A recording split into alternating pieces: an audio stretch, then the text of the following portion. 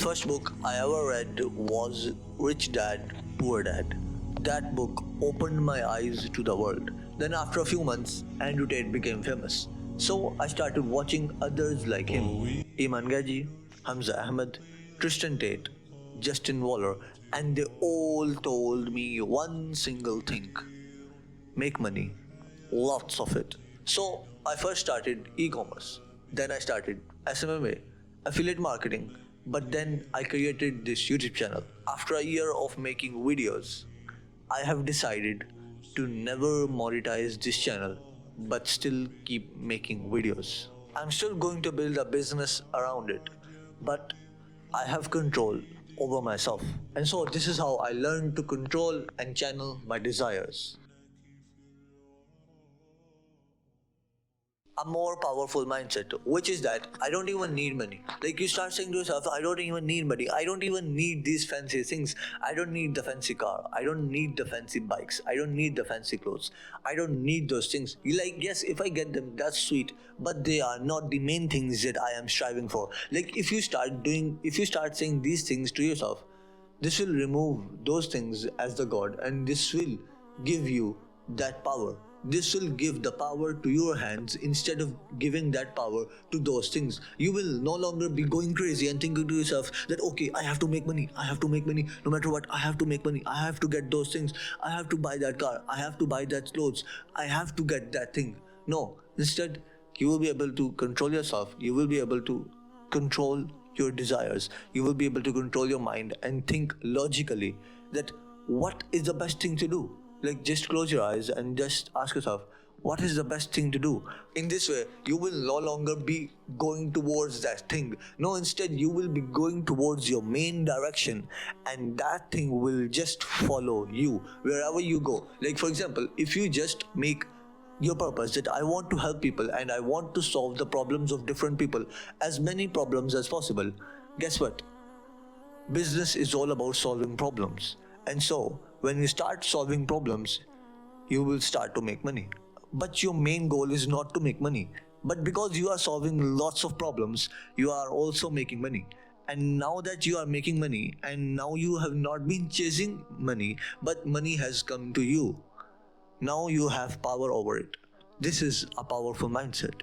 This is a stoic mindset. And so you wake up and you do purposeful work instead of doing a side hustle, and instead of doing a particular business for just 3 months and thinking in 2 months and 4 months that, okay, how can I make money in 4 months? No, instead you think to yourself, okay, how can I build an entire empire around this business? How can I think in long term? How can I think in years, decades? Because let me tell you one thing, the people who do the best in business are the people who think in decades. They are the people who think in centuries. They are the people who think in generations. So the more long term you think, the better it is for you. And then what most people think that they want, like you probably think this as well, are the supercars, the big mansions, the super bikes, the latest fashion, and all of those things. But I am telling you, these are not the things you want. These are the effects of successful people on your mind.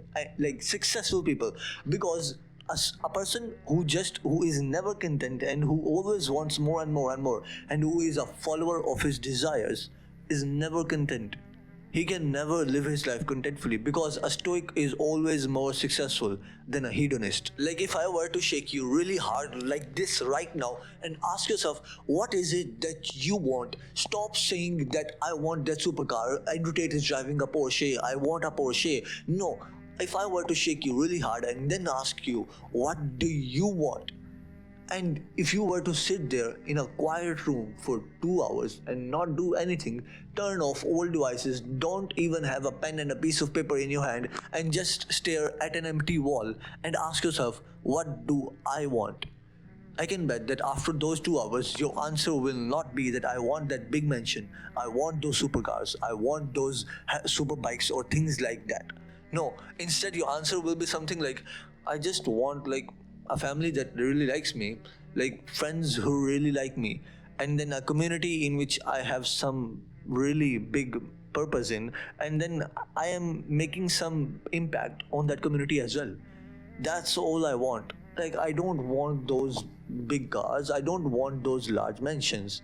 And then whenever you got a desire, like have you ever asked yourself, like whenever you wanted to buy that piece of cloth, whenever you wanted to buy the latest fashion, whenever you wanted to buy the latest supercar, whenever you wanted to buy the latest phone, have you ever asked yourself why?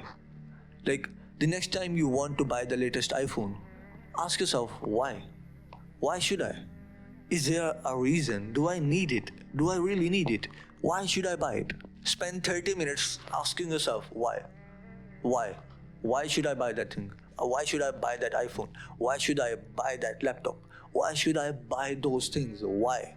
And then after those 30 minutes, most of the time, the answer will be, I don't know, I just saw another person having that thing and I thought that that thing was really cool and he was looking really cool with that thing, and so I wanted that thing as well. Well, most people spend around 30 months chasing a desire that wasn't even theirs. So whenever you get a random desire in your mind, just ask yourself why and do that for 30 minutes, because 30 minutes spent on thinking a particular thing, that why do I want that thing, are a lot better than 30 months of you chasing that thing like a freaking monkey or an idiot who doesn't even know that why do I want that thing.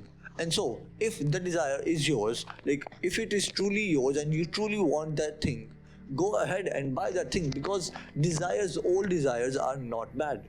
Like for example, if you have a desire of gaining focus in your prayers, would I say that that desire is bad and you should go and destroy that desire? No, absolutely not. I would be an idiot to say that.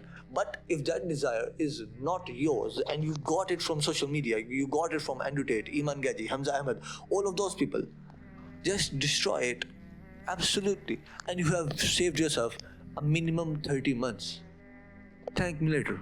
And then if you are a teenager watching this video, which I am nearly 100% sure that you are, I'm pretty sure you get a lot of thoughts about the opposite gender. Like whenever you are just randomly sitting in class or going through life and just you wake up and the first thought you get is that about girls, about men. So the next time you get those thoughts, sisterify them. Just say to yourself, a sister that is all, nothing less, nothing more. Like she is just a sister. To me, she is nothing else. Because let me ask you this one thing. Is that thing in your control right now? Yes or no? No, because you are a teenager right now. And so it is a rule of Islam that whatever is not in your control is in the control of Allah. And so do you trust Him or not? If you trust Him, just leave that thing to Him and just say that Allah will take care of it. And whenever you get those thoughts again, say, a sister that is all, nothing less, nothing more. And just focus on yourself. Just focus on building yourself. Because guess what? Like you want that good wife, right? You want that good woman. You want that good man besides you. How hard are you working? Are you even doing anything, or are you trying to like manifest that kind of person? Because we all know that like is for like and like attracts like. So if you want a particular type of person, you should also be near that type of person, near the level of that type of person. So try to get to that level of person. So channel your desires. So the next time you are sitting in class and you randomly get a thought about them, you close your eyes and you say to yourself, a sister that is all, nothing less, nothing more, and Allah will take care of it. And then you come back home and you work extra hard on that day. This is you channeling that desire. Channel that energy. And then finally, know that the sentence no one is watching is totally and utterly wrong. Because guess what? Who is your Lord? Allah, right? He is always watching. And so, if you say that no one is watching and Allah is still watching, that sentence is not true. And so the next time you feel comfortable doing that thing, you feel comfortable chasing your haram desires, you feel comfortable looking at the things you are not supposed to look at, know that Allah is watching and you are not alone at all. Because there are these two angels as well. And so how do we increase the level of this thought? Like right now I have just told you that Allah is watching, and you have just thought, oh yes, Allah is always watching me. Thus the sentence no one is watching is totally a lie. But after 2 days of you watching this video, or even a day of you watching this video, you would have already forgotten this. You would have already forgotten that Allah is watching me. And so how do we make sure that you always remember that Allah is watching me? Well, you start meditating. You start doing the Muslim type of meditation, which is just like normal meditation, but instead of focusing on your breath, whenever you lose focus, you focus on the thought that Allah is watching me. This will take down two birds with a single stone. This will increase your level of focus, and this will increase the thought that Allah is always watching me. Take action on all of the actionable steps which are at the end of the video. But for now, if you want to join a community of like-minded people, Muslims who are on self-improvement, there is a paid product available in there as well, which the sisters can buy as well. If you want to join that, click the first link in the description. And so, do good, and I'll see you in Jannah. Mwah.